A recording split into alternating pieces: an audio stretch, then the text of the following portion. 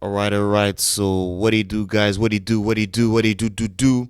So today we're reacting to another banger, a video of Chael Sonnen. Chael reacts to 100 man versus one gorilla question, and this is a question that have been trending a lot lately, and so I'm interesting to see what's his take on that. So yeah, let's check it out. Again, to remember, there's major fights all weekend long, and I know you are not going to want to miss a single second. And while you're watching, don't forget to get in on all the action with my partners, DraftKings Sportsbook. DraftKings is offering all new customers $200 in bonus bets. We're All you gonna gotta skip do that is part. crown insane game. Love the thrill of live betting? DraftKings, watching the game, can still sun it. That's promo. Okay. It's one of the quintessential C1. It's one of the quintessential highlights that still lives on from 1993. And great big gentleman. Sumo was his background. And was it Keith Hackney, guys? Was it Keith Hackney that kicked him in the mouth and it kicked his teeth out? It was a very gravis. It was sad. It looked like he hurt the man. Great big guy. But we didn't know anything. I remember 1993. Oh my goodness, Hold we on, didn't who know is he anything talking about about? fighting. When they put a sumo guy in there, this guy, they led from him into a gentleman. Hold on, who is he talking about? Was it Keith Hackney that kicked him in the mouth and it kicked his teeth out? I'm sorry, I gotta come back a little bit. C1. It's one of the quintessential highlights that still lives on from 1993. And great big gentleman. Sumo was his background. And was it Keith Hackney, guys? Was it Keith Hackney that kicked him in the mouth and it kicked his teeth out? It was a very gravis. It was sad. It looked like he hurt the man. Great big guy. But we didn't know anything. I remember 1993. Oh my goodness, we didn't know anything about fighting. When they put a sumo guy in there, this guy, they led from him into a gentleman called Emmanuel Yarborough. What? And Emmanuel was 608 pounds, or at least built to be. I was too young for that. I don't know who are these guys. As a wrestler, or like an aspiring wannabe tough guy at that time, I had no idea that wrestling was something you could use if you were in a combat situation. No one did. But we also didn't understand size and strength. Like, those beliefs about who the bigger, stronger guy was is therefore the bigger badass was widely accepted. And with all things equal, there's probably a real truth to that. I'm just sharing for you, when Emmanuel Yarborough got into that ring at 608 pounds, there was a number of people that believed he was going to win. 600 pounds. And just when you saw him on paper, How is that possible? it was a pretty good prediction for the whole tournament. 600 pounds. Nobody picked who was going to win a 178-pound Hoist Gracie. That just wasn't the way the mindset worked. And but if I tell you that now, knowing everything you know now, you'd say, well, he has no chance. You'd say, Chael, he can't move. So, Chael, there isn't jujitsu for 608-pound guys. Their belly and their body, it would preclude them from doing something as basic as a guard. It would preclude their endurance.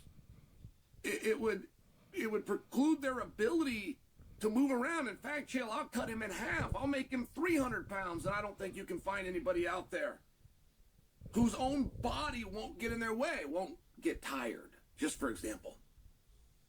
And I don't think there's anything that I've just said that you disagree with. But No.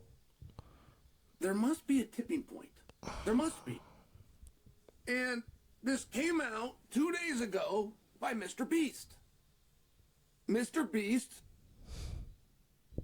wants a gorilla versus 100 men. Now you get 100 men. Hey, because this the is gorilla crazy so- because Mr. Beast has been doing a lot of stuff lately on YouTube, and I wouldn't be shocked if, somehow he pulled that off. Somehow, he takes 100 men and somehow he finds a gorilla and he make that happen. Mr. Beast been doing a lot of special stuff on YouTube, so I wouldn't be surprised, to be honest. clearly has the advantage. And I agree. I don't think one guy could beat the gorilla.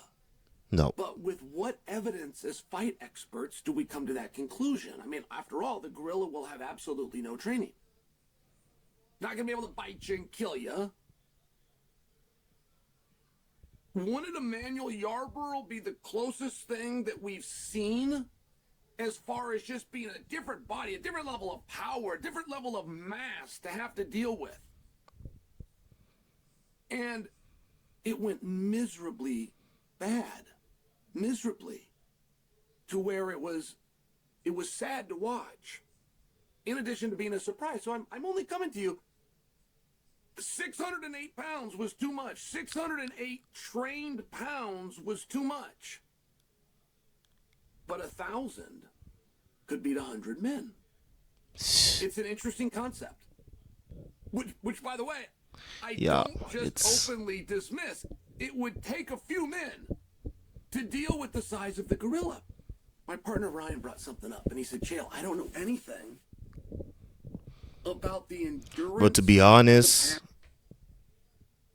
you put 100 men in front of one gorilla, and that's my opinion, but I believe the gorilla will destroy the 100 men like a plate of chicken. Like I think you guys like underestimate like the strength and the power of a gorilla. Capacities of a gorilla. Like, could you push this thing? Could you push it and it gets tired? And how many men would that take? So, Bo Nickel comes out. God bless him. This was a very smart thing to do. And he accepted the challenge. Mr. Beast, hey, you're looking for 100 men.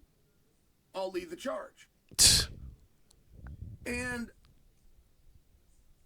what do you think would happen? Now, conceptually, I despise the idea of a gorilla being taken out of its comfort zone, used as a prop and entertainment. But and also, then, like, okay, I understand. Yeah, there's 100 men, but what is going to be the tactic? Like, what are you going to do against the gorilla? Like, okay, you're gonna surround him, and it's just, I just don't see it. I just don't see like the gorilla would just slap you and finish with you like it's nothing. It's like I despise that idea, but we're not being literal here. I don't think the beast is.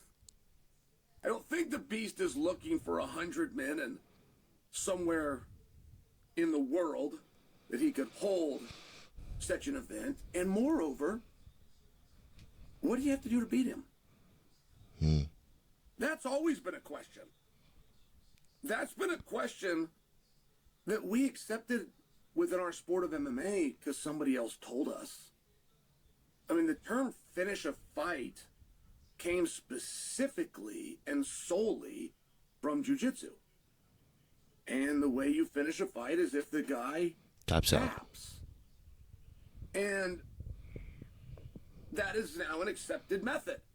But we know that the gorilla is not going to tap. So can we refer to more of my background, a wrestling background? Can we pin him? No. You're not even going to get. You're not even going to be able to hold the gorilla. You're not even going to be able to submit him. You're not even able. You're not even going to be able to hit him. You know, a gorilla is very tall. He's heavy. And Somebody to punch the gorilla. We're not going by boxing rules, and we knock him down 3 times within a round, or we knock him out. I don't think. The closest I've ever heard of this was Bingo the Wrestling Bear. And Bingo the Wrestling Bear was brought into a bar, I believe, Who's Bingo? in Stillwater, Oklahoma. Who's Bingo? And it had a flyer. You get $500 if you can pin Bingo the Wrestling Bear. And the World Team camp was in town. Now, World Team is the exact same as Olympic Team. Every 4 years they call it the Olympic Team. And the other 3 But when I think about it, Khabib wrestled with a bear when he was like 6 years old, and he was kind of doing pretty good. So